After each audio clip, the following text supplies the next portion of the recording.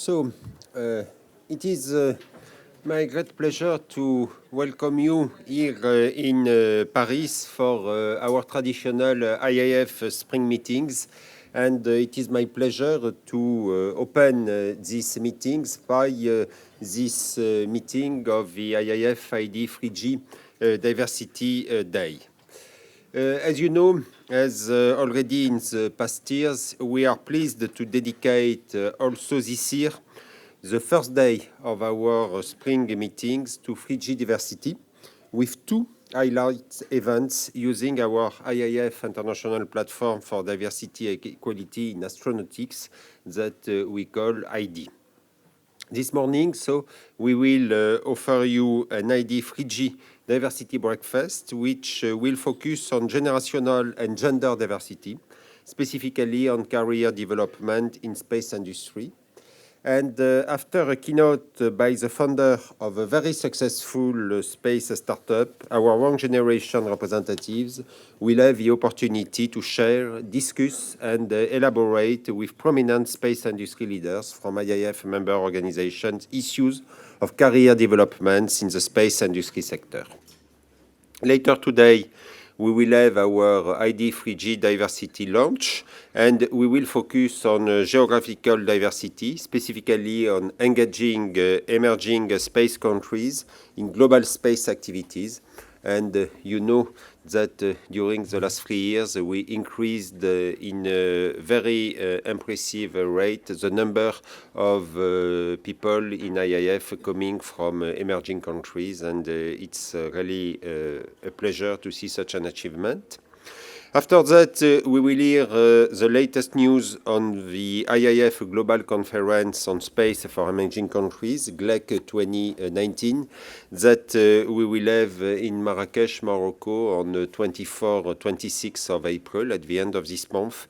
And so we will have this presentation made by the co-chairs of the GLEC 2019 International Program Committee.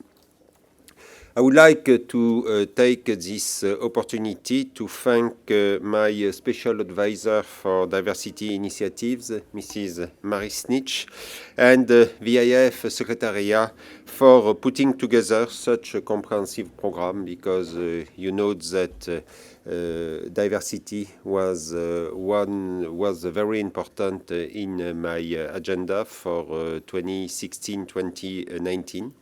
And Marie will also be your moderator for the two events today. So in conclusion, we are going to have 3 days of very exciting meetings, networking, and sessions. And I wish you a very fruitful and enjoyable day. And now it's my great pleasure to ask Marie to come on the stage. Please, Marie. Thank you.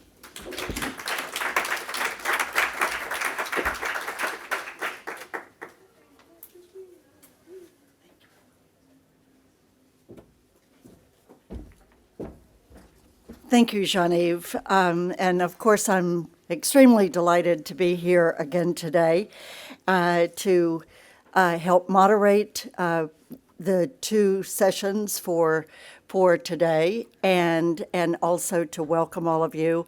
I really can't get into the morning without saying just a few brief words about the importance of 3G diversity and the initiative that was launched by Dr. Legal in 2016 at the beginning of his term as IAF president.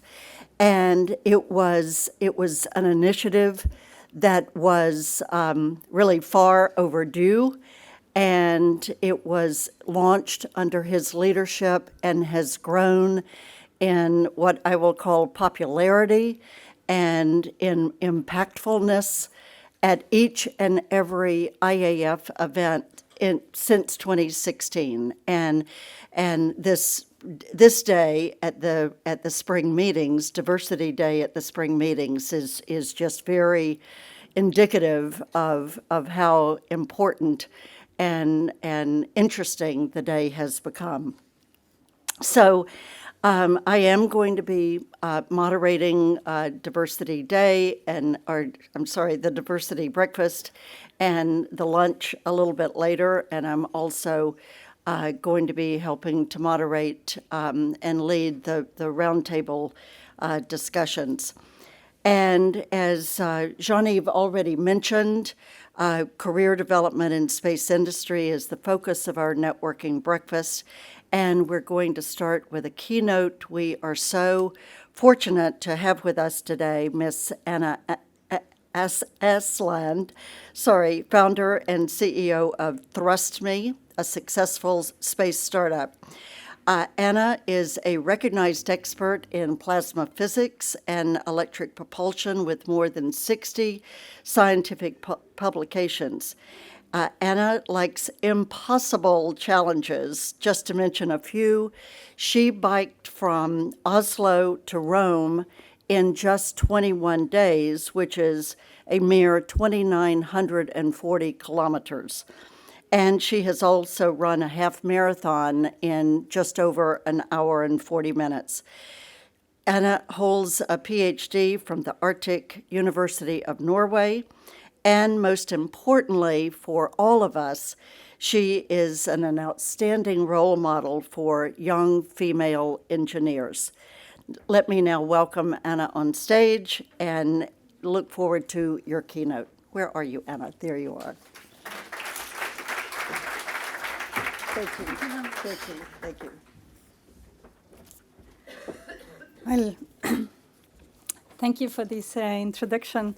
And I must say I'm very pleased to be here and discover a new community that is quite unfamiliar to me at the moment. So the talk is a great opportunity for startups, but I would like also to say that startups, I think, is a very great opportunity to have gender and geographical diversity in the space sector. So as mentioned, I have spent more than 2 decades in the academic world. I have been a researcher for almost all my life in plasma physics. And 2 years ago, I decided to jump off that career and start a deep tech company in the space sector. And this means that I'm really an outsider. I'm an outsider when it comes to the education, and I'm an outsider when it comes to the geography, and I'm an outsider when it comes to gender. And I think it is extremely important. I think I have something to bring to the community, and I think ThrustMe as a startup has something to bring to the community, not only because we will give great products, but it's also because we are diversifying the sector. So why is diversity so important? And first of all, I think it's important because it can bring a lot of great innovations. It increases productivity inside a company to have diversity. And above all, it is much nicer, at least for me personally, to be in a community that is a wide variety of people because it is more amusing. However, I think diversity is actually quite difficult to strive to because it means that you have to get out of your comfort zone because it's much more difficult to work and be with somebody that are very different from yourself. So as a startup in the space sector, actually we have a unique freedom to recruit anyone we want anywhere in the world, which is not the same situation for big corporates. And to just give you an example, after 2 years now we are close to 20 people at ThrustMe. We have 12 different nationalities, and we are 30% women. I'm very proud of the last one. And also, we have very different educations within our team. And for gender, we have the youngest one, she's in her early 20s, and the oldest one, if we include our advisors, is in his 70s. So this is a wide variety. But as I just said, it is actually quite difficult to get into diversity. So I'll try to illustrate that with one of my own experiences from a little bit of the past. So to understand that illustration, I have to tell you a little bit more about myself. So I grew up in the Arctic area of Norway, so a very small, more fisher village culture in that area. So basically education is not something you do. And I decided to study physics at the university, and since I really liked that area, I studied at the northernmost university in the world. And actually that university is not that different from any other university in the world. We were only 10% women in physics. And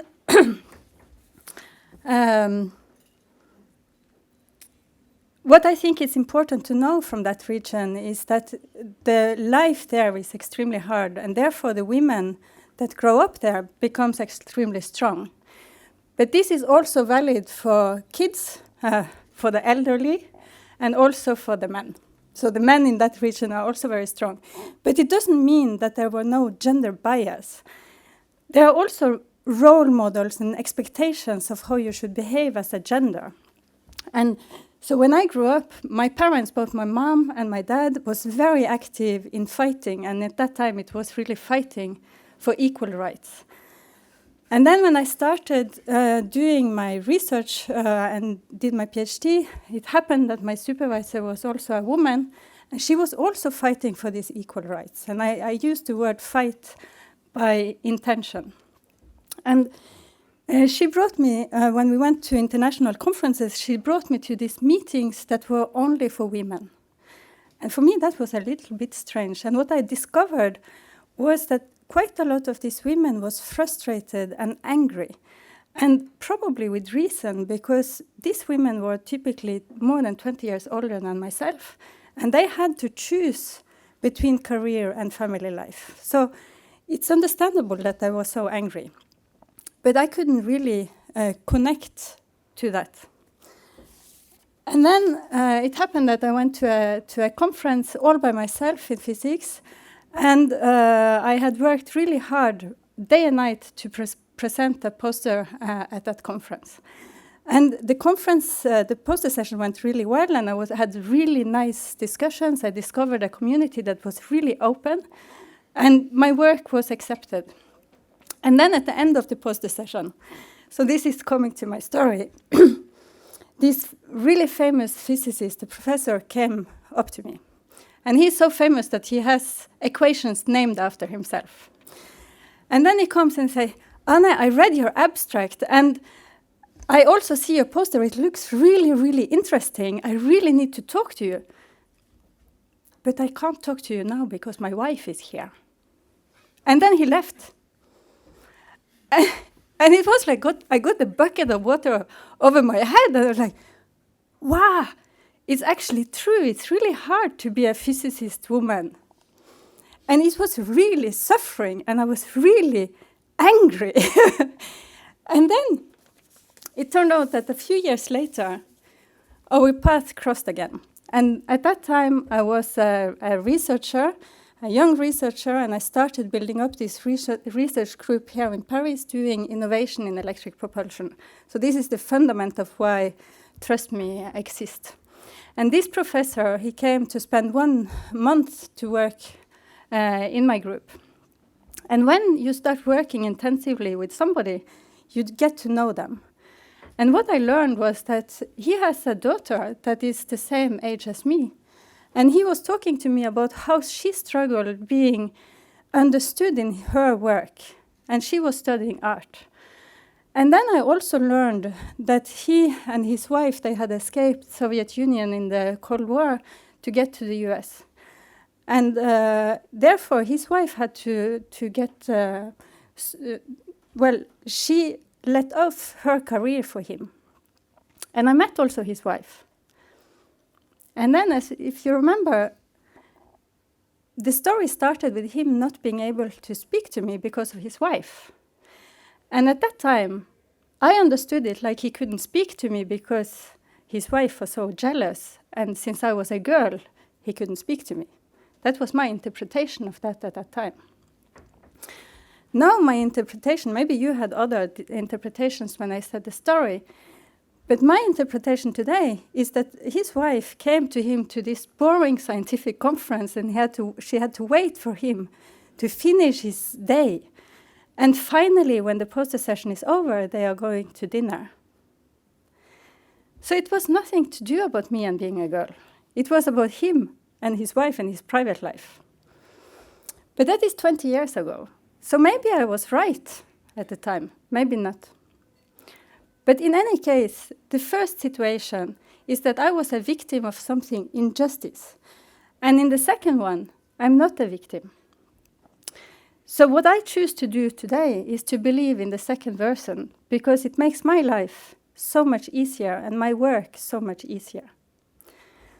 So what do I want to say with that story? It is not that being a minority is easy. And it is not that it is nothing that we have to do to get more diversity and to make it easier for minorities to get into leadership roles. And it is not that we don't have to do any conscious actions to get diversity. But what I want to say, and what my message is that to get diversity, I think it's extremely important to try to understand the other person. If it is a minority or minority, it's not important. It is extremely important to understand the person before we jump to a conclusion of why they behave like they are. And this can be as a person, but it can also be as a corporate, it can be as an agency, or it can be as a startup. And I think that is when we can start having diversity, is when we put ourselves in the other person's shoes and see why do they behave like they do. And that's how we get to diversity. Thank you.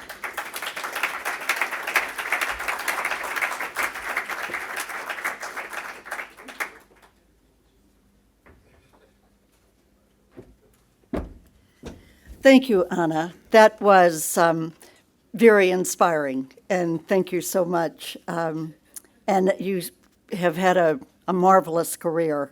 And I would say that anyone who doesn't give you the highest regard possible because of what you have achieved is shame on them, for sure.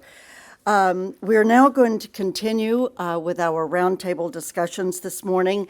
And of course, we can't start without thanking profusely SGAC and also the IAF Workforce Development and Young Professionals Program Committee for helping pull all of this together. And it also goes, it's not in my notes, but it also always goes, big thanks to Lena Fagtinger for all of the work that she does on Diversity Day. Thank you so much. So now let me introduce our four roundtables, the space industry leaders at each of the tables. I want to thank you all for your willingness to participate today. So starting at table one, we have Clay Mowry, who is Vice President for Global Sales, Marketing, and Customer Experience at Blue Origin, and Anna Aslan, who just spoke with us, Thrust Me.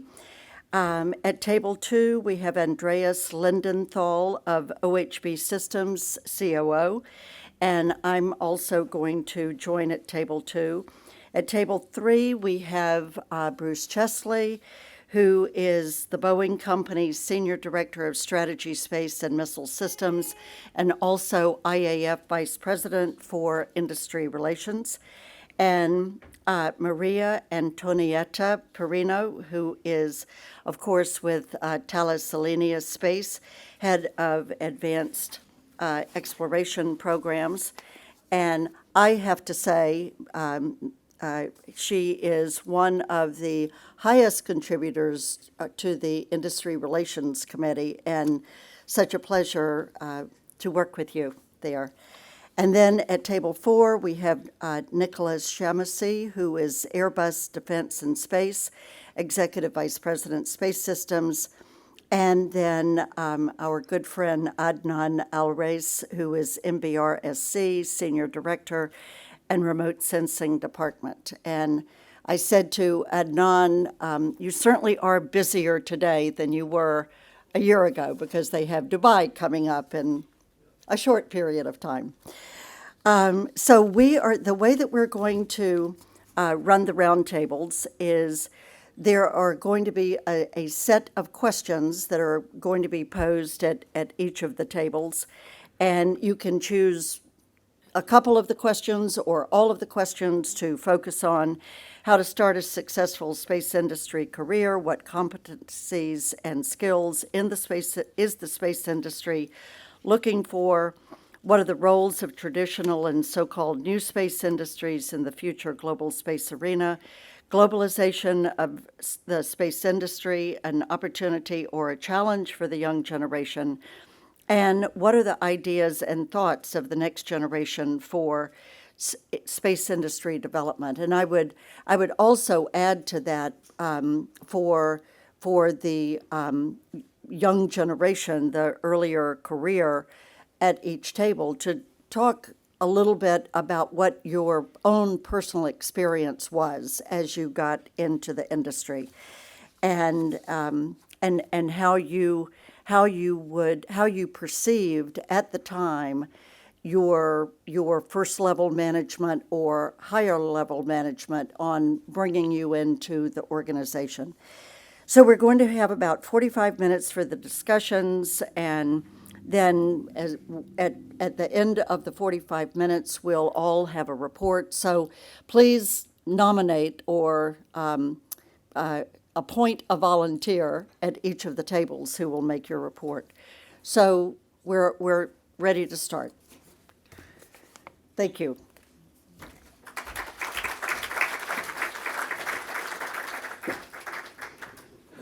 Thank you very much. I've seen that there was intensive work in all the four round tables. Thank you very much. And I'll ask again our moderator, Mary Snitch, to continue with the program now with the reporting. Okay. Do I need to come up here? Yes. And Christian is looking for a handheld mic, which should be here any minute, maybe. I'm not sure. Yes? Don't know. We'll continue.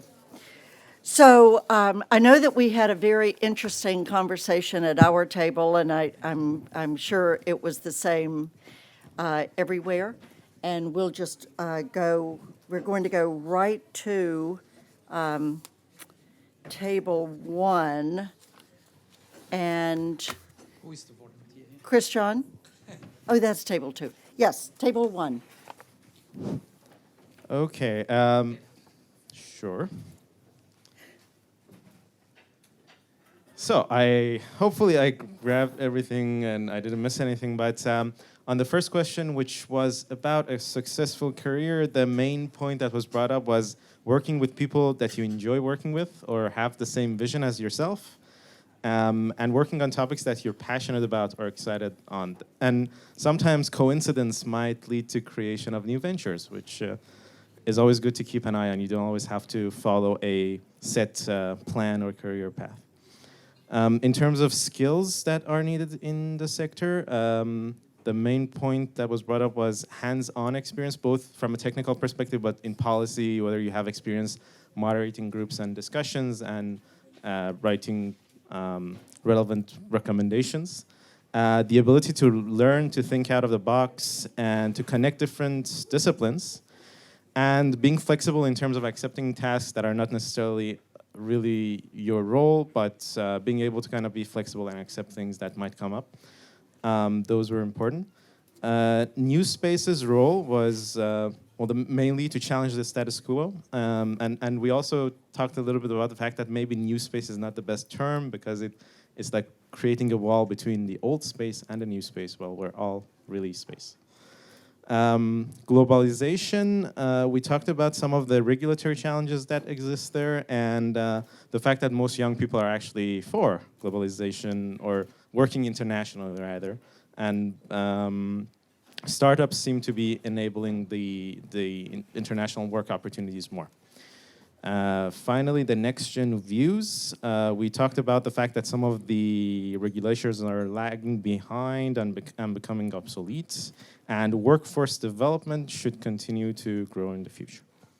And that's a summary of Group 1. Thank you. Table 2. Gosh, thank you. Hi. I don't know when you had the time to discuss so many topics. I think our discussions at this table were mostly based on skills and skills development. I think it was really nice to hear from our table that space is going downstreams, and therefore the space sector needs to do more effort in engaging with non-space background professionals and students. It was nice to hear that soft skills are becoming more and more important, and that companies are investing a lot internally in training their staff. And also, it's nice also to hear that established industry is learning from new space, as you mentioned, Ali, that new companies in space are bringing a lot of diversity and a lot of programs that established industry is learning from.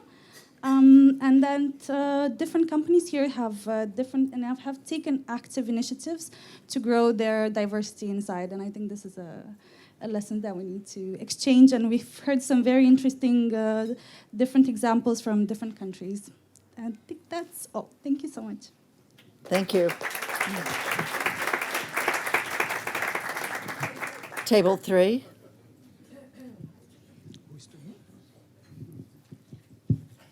So for our table, we started to look at what was success for everyone. And we thought that it was different, and that success is only defined by what you want to believe in and how you want to pursue your career. So success is not, for example, defined by leadership for everyone, but leadership should also be taken into account as how you are going to pursue your career and show your team where to go and show an example. We also went through our dreams and how we triggered our passion for space, because we thought that space is a passion and it should be driven by what we believe in. We thought about what was needed to be in a successful career.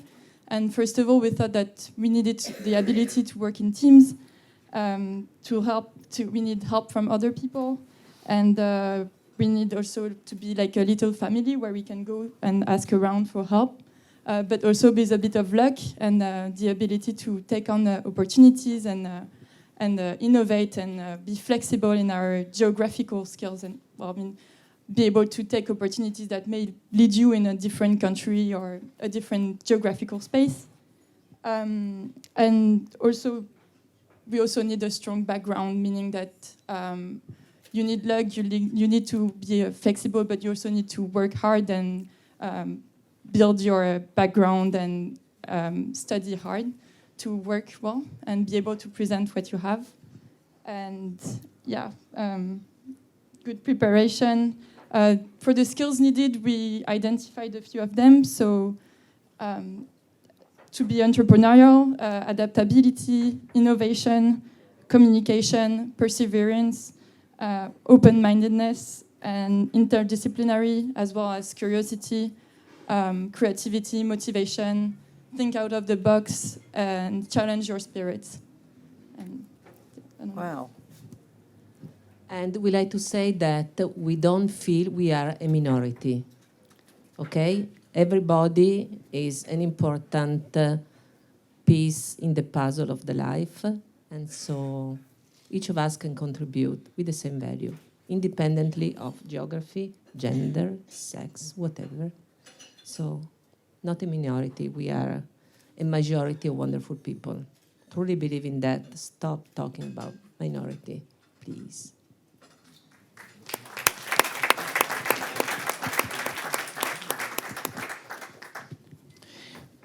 Yes, in table 4, we start looking at what competencies and skills is the space industry looking for, but we focus mainly on the barrier that there are for professional figures that are not engineering to join the space sector, and especially big business.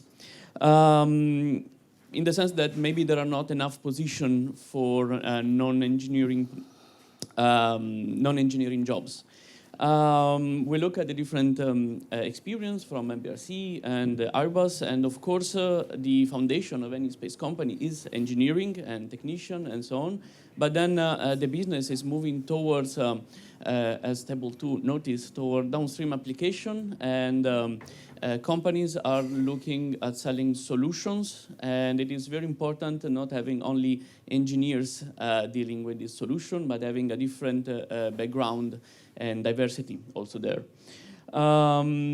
We also discuss about the new space position on this, and it is actually important to have for the new space, new figure to enrich the ideas that are then injected in the startup and small companies. And then we look into how, well, basically succeed in a space career, if there is a scheme, a process, a magic formula to succeed. But we soon look into some, I would say, advice, which is a focus in specific areas or domains. So if you want to become an expert, to focus on a specific topic. But especially to try to go outside your comfort zone always in order to learn and to get new challenges. It is important to be proactive, so don't wait for your company to come and give it to you task, but try to take those tasks and act. But I think as well, more important is also have fun while you work for a space. That's it.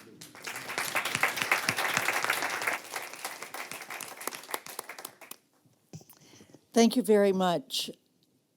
All very good reports. And Lena, it seems that it would be a good idea to see if we could capture the notes of each of the reports and put them in the record for this morning to build on for the next breakfast that we have. Yeah, all very positive, and thank you so much. So I want to thank everyone for being here today, and particularly Anna for a wonderful keynote, the mentors at each of the roundtables, and of course the early career, next generation leaders who we have with us today.